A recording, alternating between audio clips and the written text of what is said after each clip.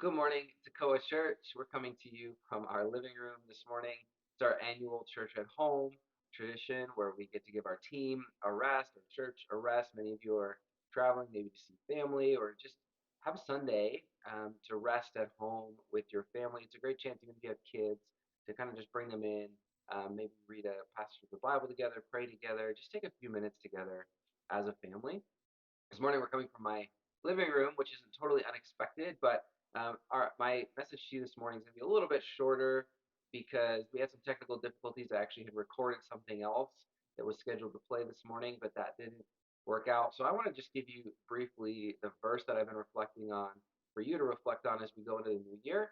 And then in January as a church, we're going to be focusing on prayer. We're going to be looking at a great passage of scripture that's going to be new for our church. It's a chance for us to dive in more and learn together as we seek God together. So the passage I've been really reflecting on has been Proverbs chapter 30, verses 8 and 9. Proverbs chapter 30, verses 8 and 9 said, "Keep falsehood and lies far from me. Give me neither poverty nor riches, but give me only my daily bread. Otherwise I may have too much and disown you and say, 'Who is the Lord?' Or I may become poor and steal and so dishonor the name of my God." Now this verse has been one I've been wrestling with because it's not my typical verse that I'm claiming of. Usually I'm praying into and I'm reflecting on verses that talk about the blessings of God, right? And great things. Where this verse is talking about just give me my daily bread. Now, let's not underestimate this verse. Jesus quotes from this verse when asked, "How do I pray?" He says, "Give me my daily bread." So I want to invite you, as you go into the new year, to really seek God daily. And normally, even as a church, we've got a big vision as a church, and we'll get to that in the new year as well. And for your life, you might have a big vision. But I want to challenge you, as this verse has been challenging me.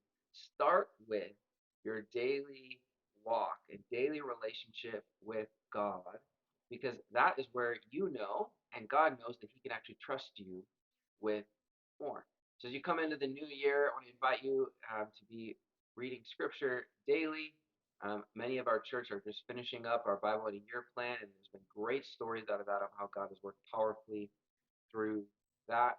I also want to let you know, starting on January the 12th, we are going to start 21 days of prayer and fasting as a church. So if you're thinking about New Year's resolutions, things you might be doing, I want to give you a heads up. We're going to be doing that for 3 weeks. Not no food for 3 weeks, but fasting things. Might be like social media, might be maybe fast lunch every day, whatever that might be. And to go with that, we're going to start morning, noon, and evening prayer as a church. There's an app to go with it, so you don't need to come up with a prayer on your own.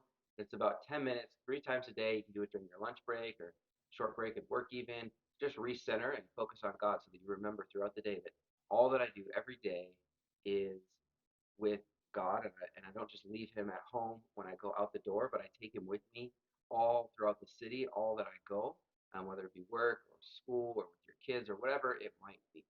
So, with my family to yours, I'm say Merry Christmas, Happy New Year. We're excited to gather with you again next week at the community center, and we've got a great January in store for you as well as for our kids.